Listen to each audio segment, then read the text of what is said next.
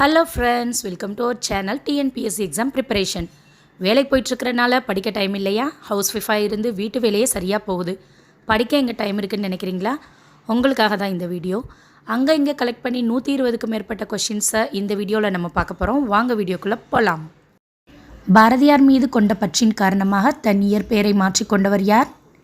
பாரதிதாசன். பாரதிதாசன் மீது கொண்ட பற்றின் காரணமாக தன் இயற்பெயரை மாற்றிக்கொண்டவர் யார்? சுப்புரத்தினம் என்ற சுரதா. சுரதாவின் இயற்பெயர் என்ன? ராசகோபாலன். உவமை கவிஞர் என்று சிறப்பித்து கூறப்படுபவர் யார்?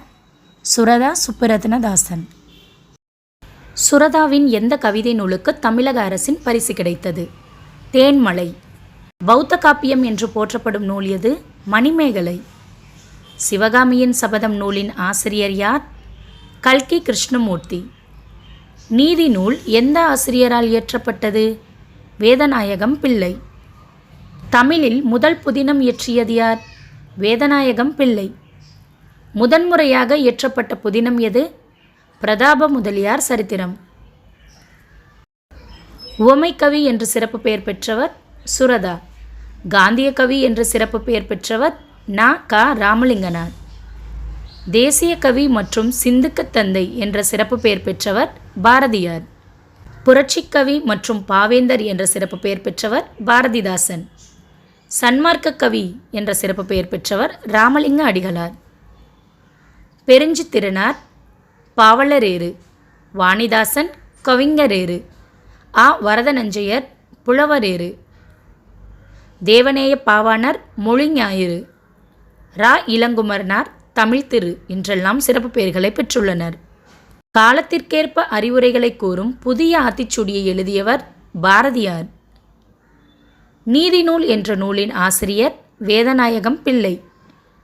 கனிச்சாறு நூலின் ஆசிரியர் பெருஞ்சித்திரனார். தமிழ் என்ற சொல் முதன்முதலில் இடம்பெற்ற நூல் தொல்காப்பியம்.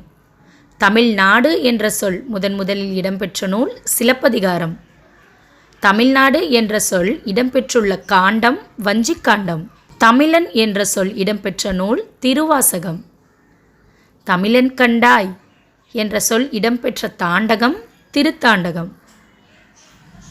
தமிழ் இலக்கணத்தில் மாத்திரை என்பது எதனை குறிக்கும்? கால அளவை. குறில் எழுத்தின் கால அளவு 1 மாத்திரை. நெடில் எழுத்தின் கால அளவு 2 மாத்திரை. ஆயுத எழுத்தின் கால அளவு அரை மாத்திரை. மெய்யெழுத்தின் கால அளவு அரை மாத்திரை. திருக்குறளில் உள்ள மொத்த குறள்களின் எண்ணிக்கை எத்தனை? 1330. திருக்குறள் முதலில் அச்சிடப்பட்ட ஆண்டியது 1812. திருக்குறளின் முதல் பெயர் என்ன? முப்பால். திருக்குறளில் இடம்பெறும் ஒரே விதை குன்றிமணி. திருக்குறளில் உள்ள ஒவ்வொரு குறளும் எத்தனை அடி கொண்டது? 2 அடி. திருவள்ளுவர் பிறந்த ஆண்டியது கிமு 31ஆம் நூற்றாண்டு. திருக்குறளை முதலில் ஆங்கிலத்தில் மொழிபெயர்த்தவர் ஜி.யு. போப். திருக்குறளில் உள்ள மொத்த இயல்களின் எண்ணிக்கை 9. திருக்குறள் அகரத்தில் தொடங்கி நகரத்தில் முடிகிறது. திருக்குறளில் இடம்பெறும் மலர் அனிச்சம் மலர். திருக்குறள் மூலத்தை முதலில் அச்சிட்டவர் யார்? ஞானப்பிரகாசர். திருக்குறளில் உள்ள அதிகாரங்களின் எண்ணிக்கை 133. திருக்குறளில் பயன்படுத்தப்படாத ஒரே ஒரு உயிரெழுத்து எது? ஔ. திருக்குறள் பெருமையை போற்றி புகழும் நூல் எது? திருவள்ளுவ மாலை. 7 என்ற சொல் எத்தனை குறட்பாக்களில் எடுத்தாளப்பட்டுள்ளது? 8 முறை. வீரமாமுனிவர் திருக்குறளை எந்த மொழியில் மொழிபெயர்த்தார்? லத்தீன் மொழியில். திருக்குறளில் இடம்பெறாத சொல் எது? தமிழ். திருக்குறளில் இடம்பெறும் ஒரே பழம் நெருஞ்சி. திருக்குறள் எந்த வெண்பா வகையைச் சார்ந்தது? குறள் வெண்பா. நான்முகனார் என்ற சிறப்பு பெயரால் அழைக்கப்படுபவர் யார்? திருவள்ளுவர். சிலப்பதிகாரம் என்ன வகை நூல்? யார் எழுதியது? இது ஒரு காப்பியம். தமிழில் உள்ள 50 பெருங்காப்பியங்களுள் ஒன்று. எழுதியவர் இளங்கோவடிகள். கண்ணகி சிலை செய்ய எங்கே இருந்து கல் கிடைத்தது? அதை எந்த நதியில் சுத்தம் செய்தனர்? புனித இமயமலையில் கல் எடுத்து புனித கங்கையில் நீராட்டி சேர நாட்டிலுள்ள வஞ்சி நகருக்கு கொண்டு வந்தனர். கண்ணகி மதுரை எரித்தது எப்படி? தனது சிலம்பின் இடது முளையை திருகி எறிந்து மதுரை மீது ஈசினாள். மதுரை எரிந்தது. இளங்கோவடிகள் சேர மரபைச் சேர்ந்தவர். சிலப்பதிகாரம் என்னும் காப்பியத்தை இயற்றியவர் இளங்கோவடிகள். சென்னி சேரரை குறிக்கும் பெயர். திகிரி என்பது குறிக்கும் பொருள் சக்கரம். நாம என்னும் சொல் உயர்த்தும் பொருள் அச்சம். சிலப்பதிகாரத்தில் வீணைக்கு பெயர் போன ஒரு புராண புருஷரை இளங்கோ சொல்கிறார். யாரவர்? நாரதர். எந்த நதியை நடந்தாய் வாழி என்று இளங்கோவடிகள் போற்றுகிறார்? நடந்தாய் வாழி காவேரி. கோவலன் கண்ணகி தந்தையரின் பெயர்கள் என்ன? மானாய்க்கன் மகள் கண்ணகி, மாசாத்துவன் மகன் கோவலன். மகாநாயக கடல் வியாபாரி, மகாசாத்துவன் நில வியாபாரி என்பதுதான் இதன் பொருள். மா அப்படின்றது மகா, மிகப்பெரிய. சுனாமி பற்றி இளங்கோ செப்புவது யாது? பாண்டிய மன்னன் வேல் எறிந்தவுடன் கோபம் கொண்ட கடல் சுனாமி பேரலையாக எழுந்து நாட்டுக்குள் புகுந்தது. முன்றுரையரையனார் எந்த நூற்றாண்டைச் சேர்ந்தவர்? கிபி 301 முதல் 400க்கு இடையில் வாழ்ந்த ஒரு சங்கத்தமிழ் புலவர் ஆவார். பழமொழி 400 எத்தனை தலைப்புகளின் கீழ் பாடல்கள் அமைந்துள்ளது? 34 தலைப்புகள். பழமொழி 400 வேறு பெயர்கள்: பழமொழி, உலகவசனம். பழமொழி 400 பதிப்பித்தவர் யார்? செல்வசேகர முதலியார். பழமொழி 400இல் பயன்படுத்தப்படும் பாவகை வெண்பாவகை. கதிரிலிருந்தும் உமியிலிருந்தும் தானியத்தை பிரித்தெடுக்கும் வேலை போரடித்தல் என்று அழைக்கப்படுகிறது. திருநெல்வேலிக்கு அருகிலுள்ள எந்த இடத்தில் முதுமக்கள் தாழிகள் கண்டெடுக்கப்பட்டுள்ளன? ஆதிச்சநல்லூர். கடையெழு வள்ளல்கள் யாவர்? வேகன், பாரி, காரி, ஓரி, அதியமான், ஆய், நல்லி. குளிரில் நடுங்கும் மயிலுக்கு போர்வை வழங்கியவர் பேகன். நீண்ட நாள் வாழ வைக்கக்கூடிய நெல்லிக்கனியை தான் உண்ணாமல் ஔவையாருக்கு கொடுத்து மகிழ்ந்தவர் அதியமான். டி.கே. சிதம்பரநாத முதலியார் என அறியப்படும் இவர் ஒரு வழக்கறிஞர், எழுத்தாளர் மற்றும் தமிழ் இலக்கிய திறனாய்வு முன்னோடி ஆவார். வட்டத்தொட்டி இலக்கியம் பெயர் காரணம் என்ன தெரியுமா? திருநெல்வேலியில் வண்ணாரப்பேட்டை சாலை தெருவில் டி.கே. சிதம்பரநாத முதலியார் வீட்டின் நடுமுற்றமாக இருந்த வட்ட வடிவமான அமைப்பில் அவரோட நண்பர்கள் மாலை வேளையிலும் ஞாயிற்றுக்கிழமைகளிலும் ஒன்றா சேருவாங்க. இந்த கூட்டத்திற்கு தான் வட்டத்தொட்டி என்று பெயர் ஏற்பட்டது. வட்டத்தொட்டி இலக்கிய அமைப்பில் உறுப்பினர்கள் யாவர்? மீ. பா. சோமு, பி. ஸ்ரீனிவாச்சாரி, கல்கி, ரா. பி. சேதுப்பிள்ளை, ராஜகோபாலாச்சாரி, ஆ. சீனிவாசராகவன், தோ. மு. பாஸ்கர தொண்டைமான், சா. வையாபுரி பிள்ளை. இவங்க எல்லாரும் அதில் உறுப்பினர்களாக இருந்திருக்காங்க. அணி என்னும் சொல்லின் பொருள் அழகு. செய்யுளை சொல்லாலும் பொருளாலும் அழகு பெறச் செய்வது அணி. எடுத்துக்காட்டு: மயில் போல ஆடினாள். இதில் ஒப்பிட்டு கூறப்படும் பொருள் உவமை அல்லது உவமானம் என்று அழைக்கப்படுகிறது. எடுத்துக்காட்டு: மயில். மயில் போல ஆடினாள் சொல்லும்போது அந்த ஒப்பிட்டு கூறப்படுறது தான் உவமை அப்படின்னு சொல்கிறோம். உவமையால் விளக்கப்படும் பொருள் உவமேயம். அதாவது அவங்க என்ன செய்கிறாங்க அப்படின்றத சொல்கிறது. ஆடினாள். ஒப்பிடப்படும் பொருள் போல, போன்று. பொய்கை ஆழ்வார் பெயர் காரணம் காஞ்சிபுரத்தில் பொற்றாமரை பொய்கையில் தோன்றியதால் பொய்கை ஆழ்வார் என பெயர் பெற்றார். இவரால் அந்தாதியாக பாடப்பட்ட 100 பாடல்களும் எவ்வாறு அழைக்கப்படுகிறது? முதல் திருவந்தாதி. முதலில் விஷ்ணுவின் 10 அவதாரங்களையும் பாடியவர் பொய்கை ஆழ்வார். முதலாழ்வார்கள் என குறிப்பிடப்படுபவர்கள் யாவர்? பொய்கை ஆழ்வார், பேயாழ்வார், பூதத்தாழ்வார். 4000 திவ்ய பிரபந்தத்தில் உள்ள முதல் திருவந்தாதியை பாடியவர் பொய்கை ஆழ்வார். 2ஆம் திருவந்தாதியை பாடியவர் பூதத்தாழ்வார். 3ஆம் திருவந்தாதியை பாடியவர் பேயாழ்வார். சென்னையை அடுத்துள்ள மாமல்லபுரத்தில் பிறந்தவர் பூதத்தாழ்வார். 4000 திவ்ய பிரபந்தத்தை தொகுத்தவர் நாரதமுனி. ஒரு பாடலின் இறுதி எழுத்தோ அசையோ சொல்லோ அடுத்து வரும் பாடலுக்கு முதலாக அமைவது அந்தாதி. அந்தம் என்பதன் பொருள் முடிவு.